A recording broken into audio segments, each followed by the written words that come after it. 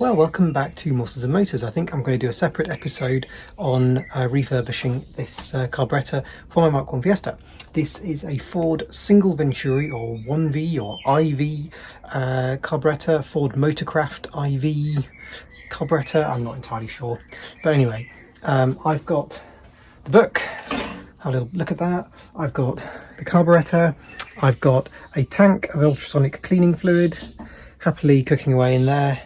Although I do want to say that this is not an instructional video in the classic sense, in the sense that I've never done this before. So it's instructional in the sense of that it might be useful if you have this carburettor and you want to see how it comes apart. But yeah, I've not done one of these before. I've done other carbs, but not this one. So let's get to it. Right, this is a Ford 77 BF KJA. It's been etched into it. And a 77 BF KJA is for a Fiesta 1100 1978 to 1983.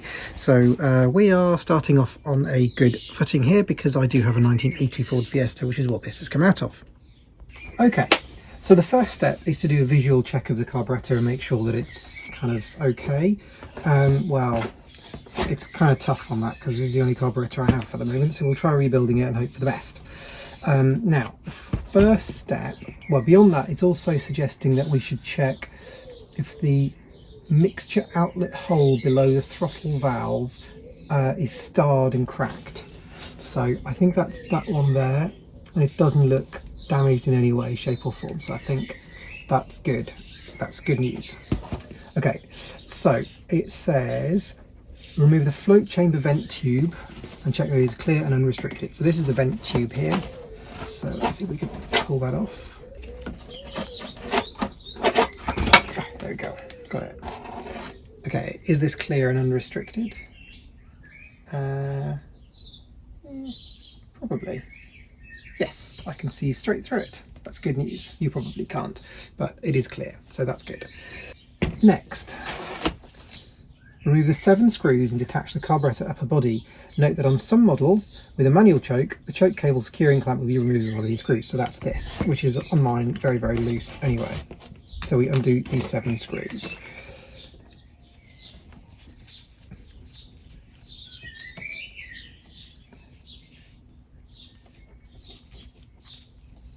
And I'm going to get a little pot to put my screws in. 1 screw. And everything that I take off the carburettor that needs cleaning, like this, is going to be popped straight into the basket of my ultrasonic cleaner, which is just out of shot. And 7. Next job is to disconnect this choke rod. So I think I need to twist it around so that the slot in this little thing here lines up with the shape of the rod, and it should pop out.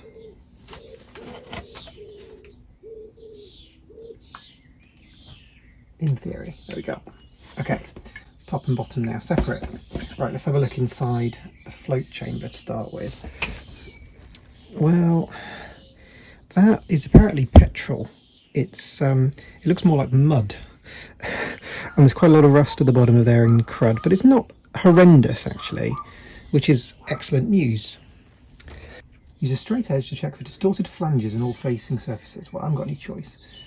Go with it's fine.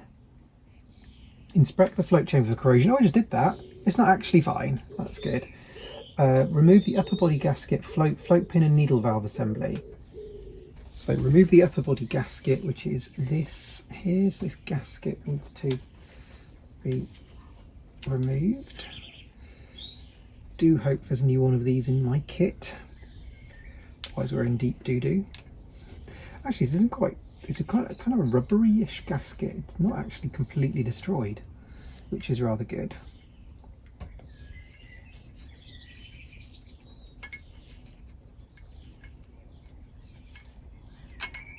Okay, one gasket off. I need to get the float pin out, which I think I need to use a little drift and a hammer and just push it out gently, hopefully. Okay, finally got it. May not have got it on camera, but there we go. Pin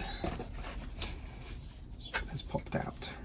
That does need to go into my basket of joy,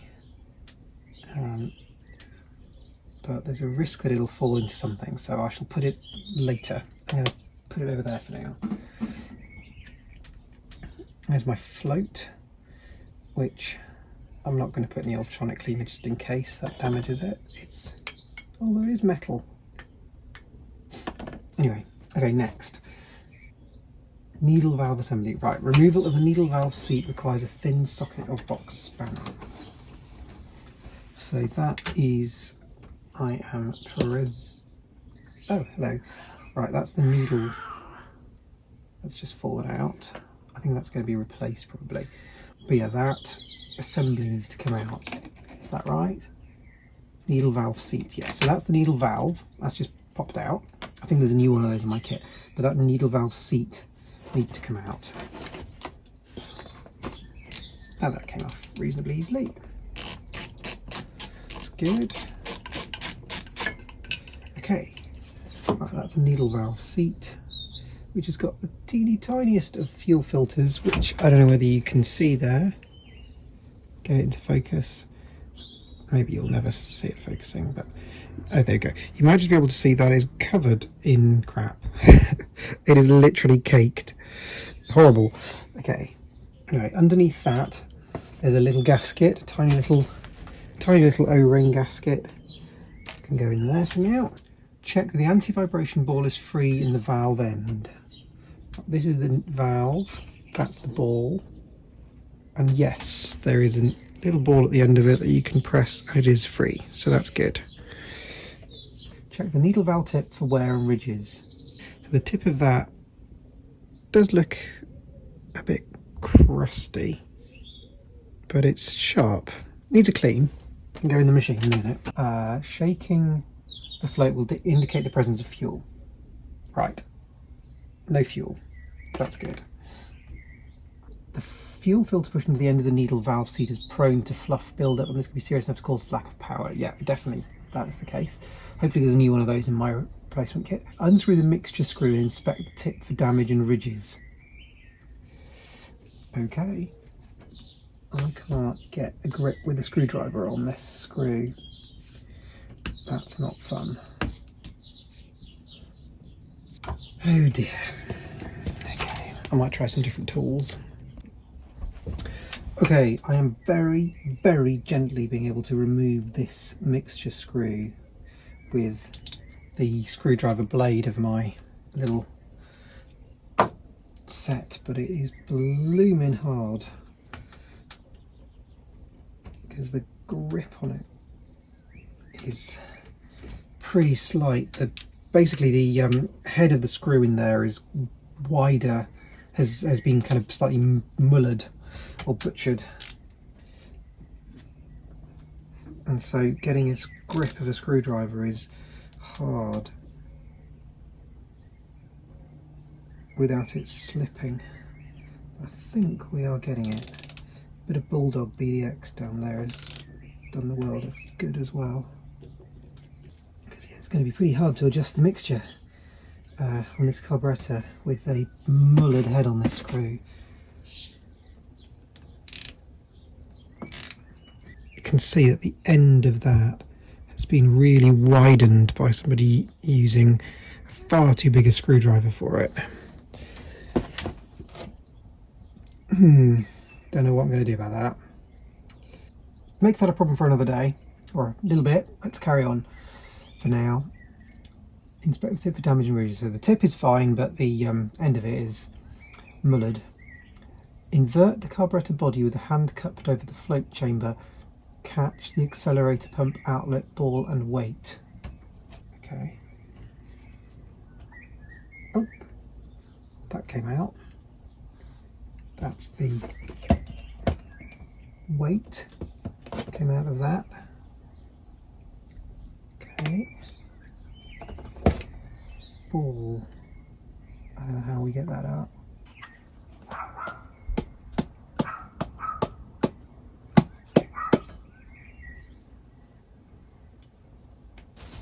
Okay, well I can't get the ball out for the accelerator pump ball at the moment, which is down this little thing, and it just won't move.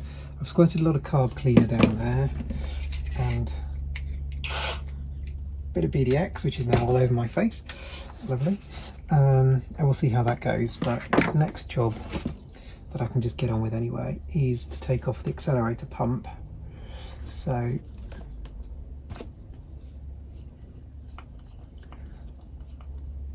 there's 4 screws here. These look identical to the screws. Yeah, they are identical to the screws that hold the carburettor to the top to the bottom. Okay, now the 4 screws, and then you need to take off the accelerator pump cover, diaphragm and spring. Okay, there we go, that popped off. Okay, so that's the accelerator pump cover. I think I need to remove that gasket, and there'll be a new one in my kit. It's actually not too bad. Diaphragm isn't actually broken, you can see that it is in good shape. But anyway, that will be renewed anyway, it'll be in my kit. Spring, there's quite a lot of rust in there, so good that's been removed and cleaned.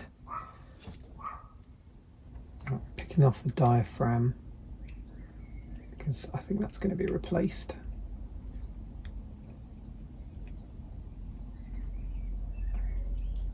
Try not to damage it anyway though, because you know.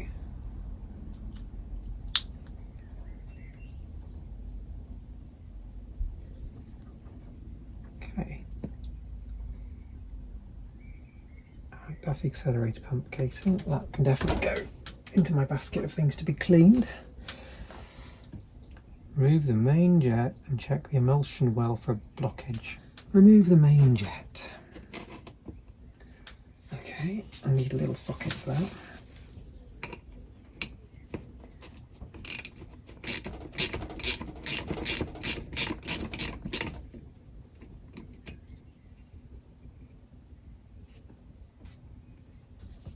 Is that it? What am I checking it for? Check the emulsion well for a blockage. Well, is that an emulsion well? I have no idea. Anyway, it's not blocked. Inspect the power valve mechanism for stickiness. So that's this one. It's not sticky, but it is skanky. Okay, well, I think that all seems fine. Brass bushing is in place, it's talking about. So, I think that can be cleaned now. Last little job before we get to put this in the ultrasonic cleaner and I can go and have dinner. First of all, I need to take the idle solenoid off because that can't really go in the ultrasonic cleaner.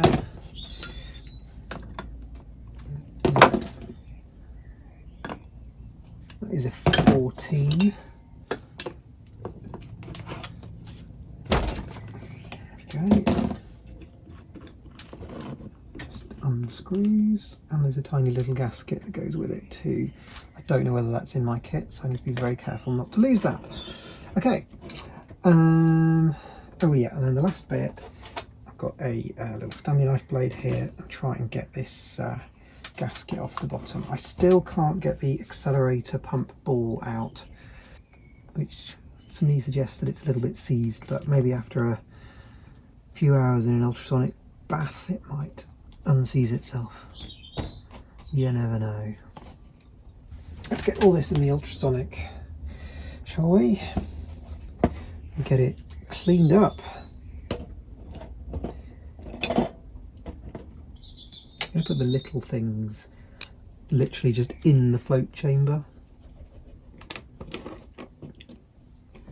so they can't go too far away.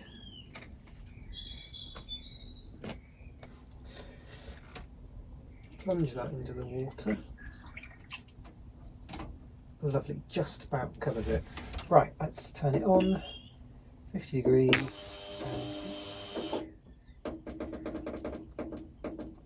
Maximum is 30 minutes. And then I'll keep coming back every 30 minutes and turning it on. So it's had, so you can at least have a few good hours in there. I'm going to go wash my hands. Well, now it is the next morning, and I've taken the carburettor bits out of my ultrasonic cleaner, giving them a wipe down, and they do look really rather spectacular, don't they? So that's so much better. Just letting them dry out in the sun, and we can commence some reassembly. Okay, the little grub screw, the mixture screw, I have carefully wrapped it in some tissue to protect it, held it in my vise, and I've used a little hacksaw to just cut the slot in the top of it down a little bit. So now my screwdriver can actually get in it and will grip it. So that's great news. Phew. I think it's time to get this carb reassembled.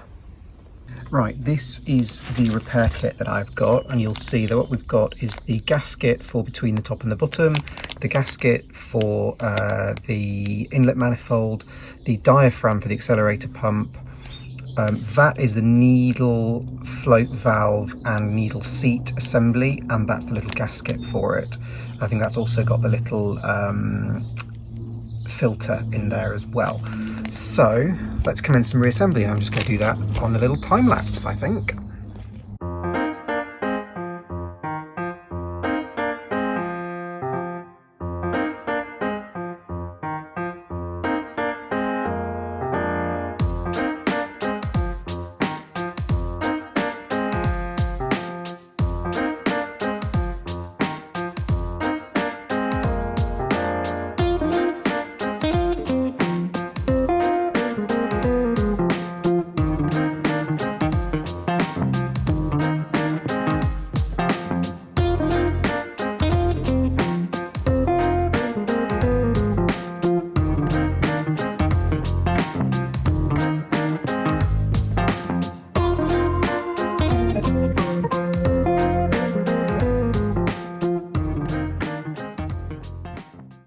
Well, here we are. That is the carb rebuilt.